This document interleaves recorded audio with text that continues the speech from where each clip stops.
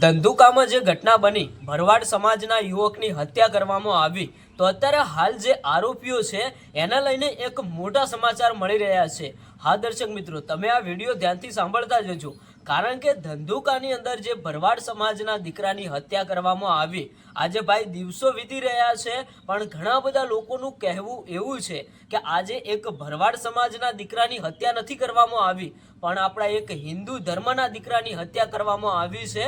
એટલે ઘણા બધા લોકો સોશિયલ મીડિયામાં વિડીયો અપલોડ કરીને એવું કહે છે કે ધંધુકાની અંદર ભરવાડ સમાજના દીકરાની હત્યા થઈ મુસ્લિમ સમાજ દ્વારા। તો અત્યારે હાલ ઘણા બધા લોકો એવું પણ કહે છે કે હવે આપણે બધા હિન્દુ ભાઈઓને એક થવાની જરૂર છે, આપણા એક હિન્દુના દીકરાની હત્યા થઈ છે, તો આ વાત ઉપર આપણને ક્યાંક ને ક્યાંક જલ્દીથી ન્યાય મળવો જોઈએ, અને જે પણ લોકોએ આ કામ કર્યું છે એને ભાઈ કડકમાં કડક સજા મળવી જોઈએ। ભાઈ પોલીસ તંત્ર અત્યારે હાલ સારું કામ કરી રહ્યું છે, જે પણ આરોપીઓ હતા એમને ભાઈ પકડી લેવામાં આવ્યા છે, એમને સજા પણ આપવામાં આવી રહી છે। ઘણા બધા લોકોએ તો એવું પણ કહ્યું કે આવું કામ જે લોકો કરી રહ્યા છે એને તો ભાઈ ફાંસીની સજા થવી જોઈએ, એમને તો કડકમાં કડક સજા થવી જોઈએ, એટલે આવનારા સમયની અંદર બીજા પણ લોકો આવી ભૂલ કરતા 100 વાર વિચારે।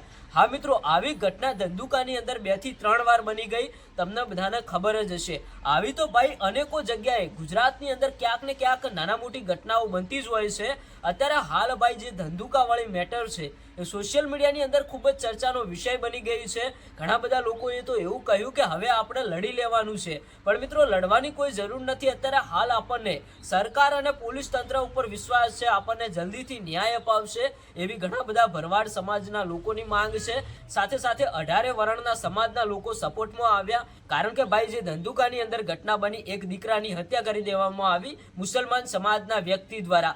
ભાઈ એક નાનકડી વાતની અંદર તમે જુઓ કે કેવડી મોટી ઘટના બની ગઈ।